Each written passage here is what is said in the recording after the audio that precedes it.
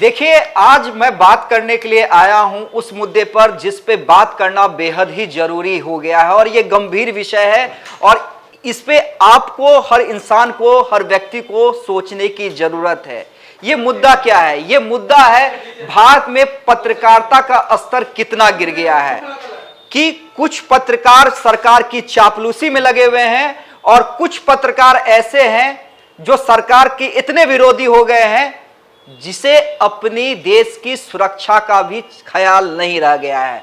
जी हां, बांग्लादेश का मैटर आप सभी को पता है कि वहां पर क्या हो रहा है और वहां पर किसके इशारे पे इतना बड़ा आंदोलन हुआ कि शेख हसीना सरकार का तख्ता पलट हो गया। लेकिन क्या आंदोलनकारी ऐसे होते हैं जो किसी मासूम को टारगेट करते हैं? देखिए, सरकार का विरोध करना अपनी जगह पे है, सरकार का तख्ता पलट करना भी अपनी जगह पे है, उसे आप आंदोलन मान सकते हैं और कई देशों में ऐसे आंदोलन हुए हैं। जैसा कि आपने श्रीलंका में देखा था कि जब महंगाई चरम सीमा पर पहुंच गई थी तो वहां पे आम नागरिकों ने सरकार का तख्ता पलट कर दिया था। लेकिन बांग्लादेश में क्या हुआ? बांग्लादेश में ना सिर्फ सरकार का तख्ता पलट किया गया बल्कि जिस तरह से पीएम हाउस में घुसकर जानवरों को उठाया गया, लूटा गया सामानों को, साड़ियां तक जो शेख हसीना साड़ियां पहनती थी उसे भी लूट लिया गया। आपने खरगोश उठाते हुए उस वीडियो को भी देखा होगा जो वीडियो सोशल मीडिया पर वायरल हो रहा है। क्या अपने देश के किसी राष्ट्रपिता की मूर्ति आप तोड़ सकते हैं और यह आंदोलन कहलाता है? जी नहीं, यह आंदोलन कतई नहीं हो सकता है। क्या आज जिस तरह से बांग्लादेश में हिंदुओं को टारगेट किया जा रहा है, आज जिस तरह से बांग्लादेश में काली मंदिर और इस्कॉन मंदिर को नुकसान पहुंचाया जा रहा है, जिस तरह से वीडियो सामने आ रहे हैं, क्या इसे आंदोलन कहा जा सकता है? कतई नहीं। लेकिन हमारे यहां आज कुछ ऐसे पत्रकार हैं जो इसे आंदोलन का नाम दे रहे हैं। आज दूसरी तरफ देख लीजिए पाकिस्तान में क्या हो रहा है। पाकिस्तान मीडिया क्यों खुश है? पाकिस्तान मीडिया इसलिए खुश है क्योंकि उसे पता है कि जो बांग्लादेश में हुआ उससे नुकसान अगर किसी को होगा, किसी को सावधानी बरतनी होगी तो भारत को बरतनी होगी, क्योंकि शेख हसीना सरकार के खिलाफ थी पाकिस्तान गवर्नमेंट, पाकिस्तानी मीडिया, क्योंकि शेख हसीना के पिता ने ही बांग्लादेश को आजाद करवाया था। ये आप सभी को पता है और आज इसलिए पाकिस्तानी मीडिया जो भी बांग्लादेश के हालात है उस पर वो खुश है। लेकिन हमारे यहाँ के कुछ वरिष्ठ पत्रकार, जी हां, जिन्होंने मेन स्ट्रीम मीडिया से संन्यास ले लिया है, जैसे मैं एक नाम ले लेता हूं, रवीश कुमार ने जो वीडियो बनाया है, जाकर उनके वीडियो को आप देखिए और वो किस तरह से इस पूरे मामले को एक आंदोलन बता रहे हैं। वो किस तरह से ये कह रहे हैं कि प्रधानमंत्री आवास में जो कुछ हुआ वो सही हुआ।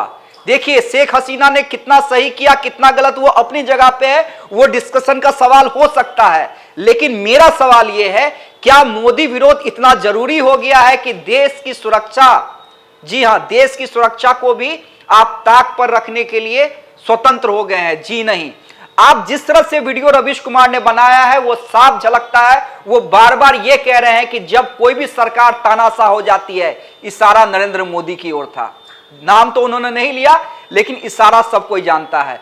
इशारा नरेंद्र मोदी की ओर था कि जब कोई भी सरकार, कोई भी व्यक्ति जनता से अपने आप को ऊपर रखने लगता है तो फिर ऐसा ही होता है, ऐसा ही आंदोलन होता है, जनता सड़क पे उतर जाती है। लेकिन रवीश जी, आप ये भूल रहे हैं कि बांग्लादेश में वो जनता सड़क पे नहीं उतरी थी, वहां पर आईएसआई का सपोर्ट था, वहां पर पाकिस्तान और चीन का सपोर्ट था जो फंडिंग करवा रहा था उन लोगों को जो शेख हसीना सरकार के खिलाफ उतर गए थे।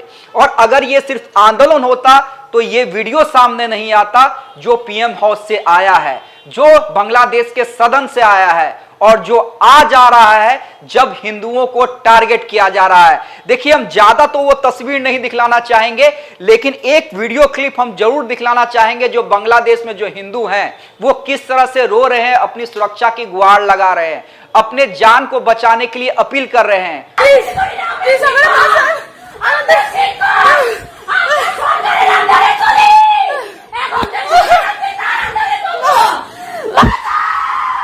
ভগবান প্লিজ প্লিজ আমাদের বাঁচান, আমাদের বাঁচান, এই যে আমার বাবা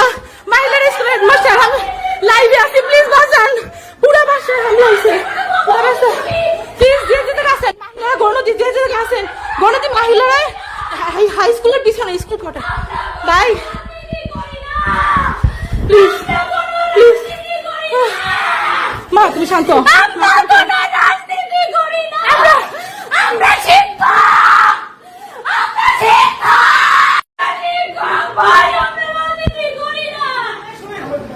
দরজা লক হয়ে গেছে আমাদের বাসান চলো চলো চলো চলো চলো চলো চলো চলো চলো মা এদিকে আসো তুমি चलो आस्ते बाबा आस्ते सैंडल। और एक सवाल मेन स्ट्रीम मीडिया से भी है।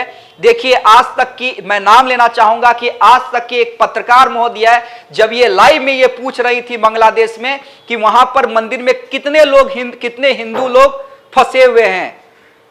आपको बांग्लादेश के हालात पता हैं। अगर लाइव में कोई व्यक्ति ये बताएगा कि हम यहां पे छुपे हुए हैं, इतनी संख्या में छुपे हुए हैं, तो उनकी सुरक्षा के साथ क्या होगा। देखिए बांग्लादेश की स्थिति को लेकर विदेश मंत्री ने क्लियर कर दिया है कि हमारे बॉर्डर पे हमने सुरक्षा बढ़ा दी है, तमाम चीजें कर दी हैं। हम इस मामले में तमाम लोगों की राय भी लेंगे कि आप क्या सोचते हैं। लेकिन मेरा सवाल, मैं बार बार ये कह रहा हूं कि मेरा सवाल ये है कि अगर आप पत्रकार हैं, मैं बार बार कह रहा हूं, आपका ये राइट बनता है कि आप सरकार के काम की तारीफ भी कर सकते हैं। अगर आपको लगता है कि सरकार सही कर रही है, गलत कर रही है, आप उसका विरोध भी कर सकते हैं।